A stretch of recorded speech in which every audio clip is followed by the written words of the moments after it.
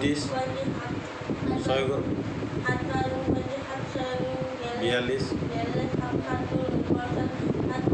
7 8 গুণ 56 7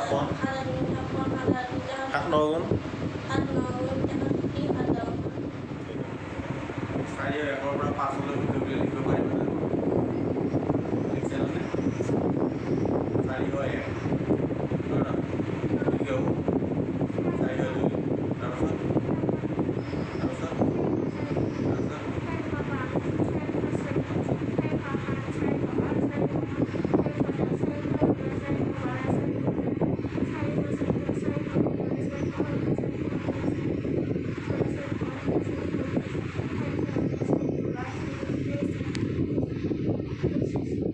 নাজিমুল আলম, তোমাৰ যিখিনি অসুবিধা আছে আমাৰ নাথ ছাৰক তুমি কৈ দিয়া, কি অসুবিধা পাইছা তুমি গণিতত?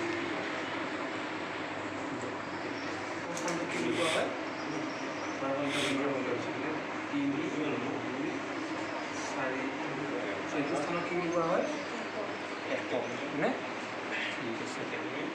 স্থানক কি বুলি কোৱা হয়? দশক। ঠিক আছে। এইটোক কি বুলি কোৱা হয়? শতক। নেক্সট এইটোক কি বুলি কোৱা হয়? হাজাৰ। এতিয়া আমি যদি ইয়াক যদি মণিক প্ৰকাশ কৰিবলৈ কি কৰিম? কিমানত কৰিব লাগে? 3000 এডাল কিহৰ মণি হ'ব আমাৰ? 100 গুণৰ মণি। এডাল কিহৰ মণি হ'ব? 100 গুণ। এডাল শতকৰ। হাজাৰ। 100 গুণৰ মণি কেইটা আছে? মণি কেইটা লাগিব? 1 দশকত কেইটা আছে? 4। যিকেইটা মণি দিব লাগিব আমি 4টা। এটা দুটা তিনিটা নেক্সট। শতকৰ ঘৰত কেইটা আছে? কেইটা মণি দিব লাগিব? হাজাৰ ঘৰত বুজিছে? পাৰিলে কৰিবলৈ ইয়াত আমি কৰিছোঁ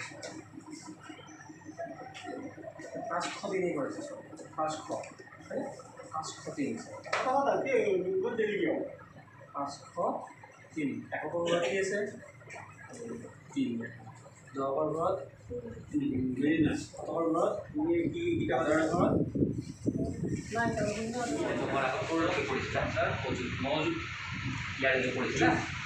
নেক্সট কি কৰিব আছে? 1000 2 3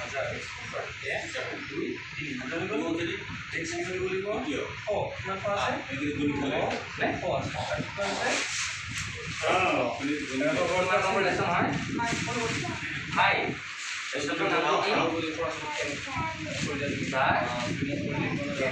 কিমান আছে? লেটাৰ মানে কি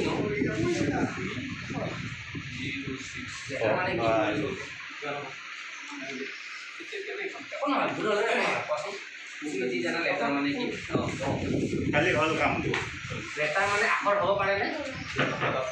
হ'ব পাৰে? এটা লেটাৰ 20 এটা লেটাৰ হয় নহয়? তোমাৰ চলাত কিবা কিবি লিখা আছে সেইবিলাক লেটাৰ হয়নে? এইটো এটা লেটাৰ কিন্তু ইয়াতে লেটাৰৰ কথা কোৱা নাই। ঠিক আছে?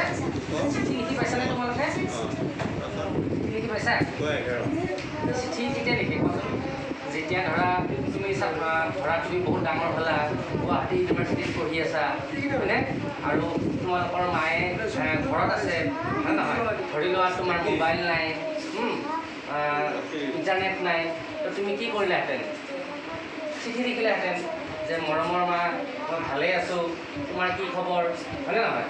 তাৰপিছত ঘৰত দিলাহেঁতেন, মাইকেও কান্দিলেহেঁতেন, তোমাক মনত পৰিলেহেঁতেন হয়নে? তাৰপিছত আকৌ মায়ে লিখিলেহেঁতেন যে মাইনা মই ভালে আছোঁ, তুমি ভালদৰে পঢ়া পাতি কৰিবা হয়নে? তেনেকুৱা ধৰণৰ কথা আমি এতিয়া পঢ়িম ভিডিঅ'। ঠিক আছে? মোৰ পিছে পিছে পঢ়িবা। ঠিক আছে? I am writing a letter. Letter নহয় হা, letter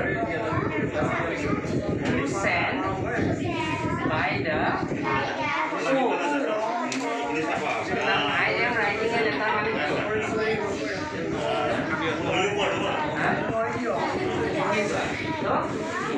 এজন কবি আছে, কবিজনে কৈছে যে মই এখন লেটাৰ তাৰ লিংকি আছে ঠিক আছে চেণ্ড বাই দ্য পোষ্ট চেণ্ড মানে কি চেণ্ড মানে পঢ়োৱা চেণ্ড মানে কি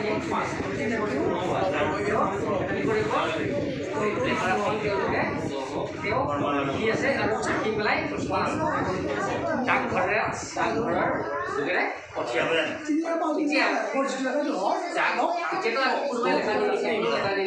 চবে কি কৰে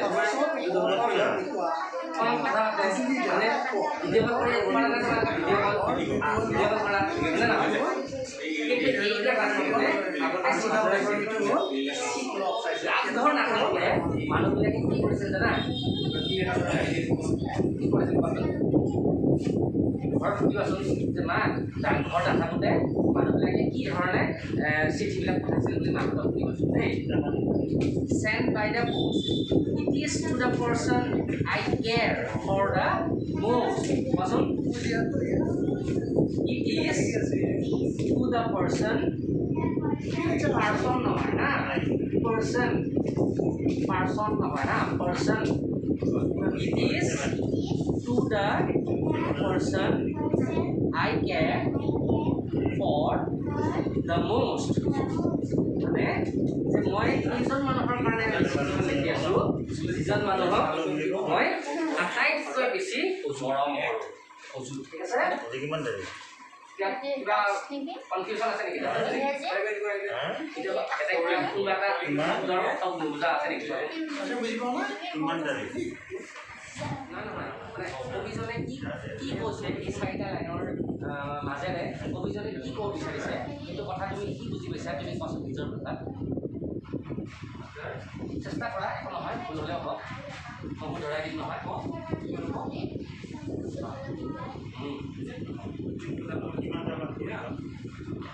ৰাইটিং মানে কি কৈছিলোঁ লেটাৰ মানে কি কৈছিলোঁ মানে এই গোলপীয়া ৰঙৰ ব্লটিং পেপাৰখনেৰে তেখেতে কি কৰিছে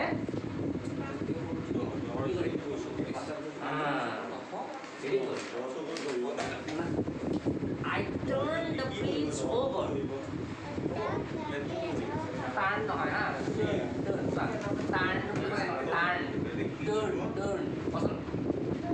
turn yes very good এনেকৈ ক'ব লাগে I turn the page over over নহয় over নহয় over I turn the page over and on goes my pen মানে এখন পেজ লিখা হ'ল তাৰপিছত কি কৰা তোমালোকে পাতখন ফুল লগাই পেলাই মাছখন লুটিয়াই দিয়ালে ফুল লগাই পেলাই ফুল লগাই পেলাই মাছখন লুটিয়াই দিয়ালে কেতিয়াবা দিয়া আগতে দিছিলোঁ আজিকালি নিদিওঁ আজিকালি নিদিবা দেই ত' এই পাতখন যে আমি লুটিয়াই দিওঁ সেইটোকে কয় যে turn the page over and on goes my pen অকল পাতখন বোলে লুটিয়াই দিলোঁ একো লিখাই নাই বোলে কিবা লাভ হ'ব নহ'ব কলমটো গৈয়ে থাকে লিখি আছে ঠিক আছে till lastly come kisses there's just এইটো হেৰি কৰচোন হেৰি আছে ধৰি ৰাখিম মাস্ক দিম তাৰমানে তোমালোকে মাস্ক লৈ আনানে ন এইটো লৈ লোৱা মাস্ক তুমিও আনা নাই আৰু মাস্ক নানাকৈ নুফুৰিবা এতিয়া দেই ঠিক আছে হ'ব এতিয়া বহা তোমালোক এই ঠাইত বহিবা অকণমান দূৰে বহা এজন ইফালে আহা ঠিক আছে হ'ব বহি লোৱা এতিয়া কিতাপ উলিয়াই লোৱা কিতাপ আৰু বহি কলম উলিয়াই লোৱা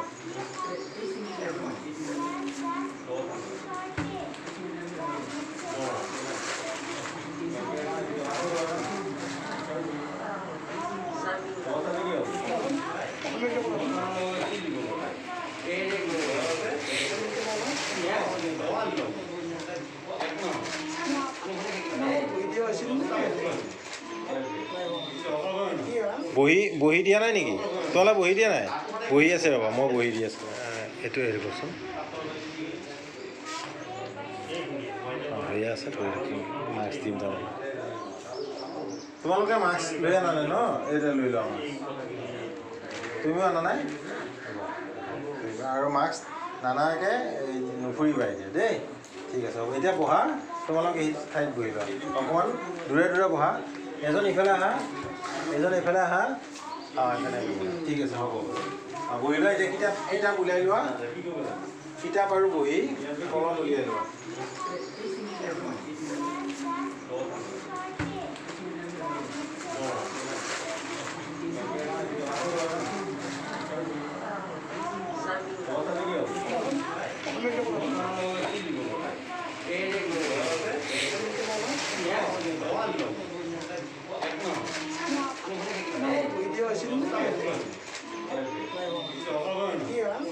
বহি দিয়া নাই নেকি? তোমালে বহি দিয়া নাই? বহি আছে ৰ'বা, মই বহি দি আছোঁ।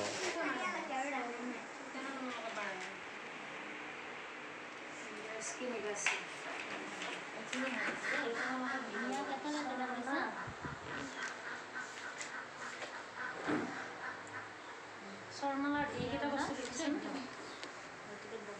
গেপ আছে আৰু আমি দেখিব লগতে এই গেপ যে খালী ঠাইকেইটা এইকেইটা লিখিব লাগিব। ইয়াতে যেনেকৈ আছে তেনেকৈ লিখিব লাগিব, কিন্তু তোমালোকে জনা হ'ব লাগিব যে অৰে অমৃত, তাৰপিছত অসম, এইকেইটা লিখা নাই, এইকেইটা লিখা নাই নহয়। এইকেইটা লিখিব লাগিব। তুমি চিনি যোৱা এইকেইটা 9 নম্বৰ আৰু এইকেইটা 13 ইন বনংশী গণেশ শব্দংশী আদ্যক্ষৰী খেলে। আদ্যক্ষৰী মানে হৈছে ইয়াৰ হেৰি আখৰখিনি মানে ইমলি। আদ্যক্ষৰী বুলি ক'লে আমি প্ৰথম আগৰ আখৰটো, অন্তাক্ষৰী বুলি ক'লে মানে যে ইনাম মানে পুৰস্কাৰ। অন্তাক্ষৰী যদি লিখিব লগা হ'ল তেতিয়া মৰে আৰম্ভ হ'ব, যেনে মৰম। ইয়াতে ইমলি অন্তাক্ষৰী হ'লে মৰে। ইমলি বুলি কওঁতে আমি অন্তাক্ষৰী হ'লে কোনটো লিখিম? ইমলি যদি আমি ইমলি শব্দটো আছে ইয়াতে যদি আমি অন্তাক্ষৰী লিখিব লাগে, অন্তাক্ষৰী ৱৰ্ড যদি অন্তাক্ষৰী আখৰৰ পৰা যদি ৱৰ্ড লিখিব লাগে তেতিয়া আমি কি কৰিম? লিৰে আমি ষ্টাৰ্ট কৰিম। অন্তাক্ষৰী হ'লে শেষৰ আখৰটো দিম আৰু আদ্যক্ষৰী হ'লে প্ৰথম আখৰটো দিম। ইয়াতে আদ্যক্ষৰী দিছোঁ দিয়াৰ কাৰণে কি হৈছে, তুমি ইমলি, ইনাম, ইমাম বুজিছে নে? এইবিলাক হ'ল। আকৌ যদি অন্তাক্ষৰী বুলি ক'লা তেতিয়া কি হ'ল? ইমলি বুলি কওঁতে লিলি, তাৰপিছত মৰে মৰম। মাস্কটো লৈ লোৱা, মই আনিছোঁ তোমাৰ। মই মন আৰু কি হ'ব?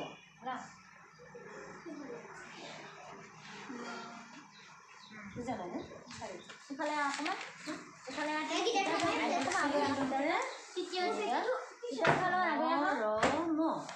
ইয়াৰে আদ্যক্ষৰী তেতিয়া আমি কি লিখিম? মই দিয়ে আৰম্ভ কৰিম।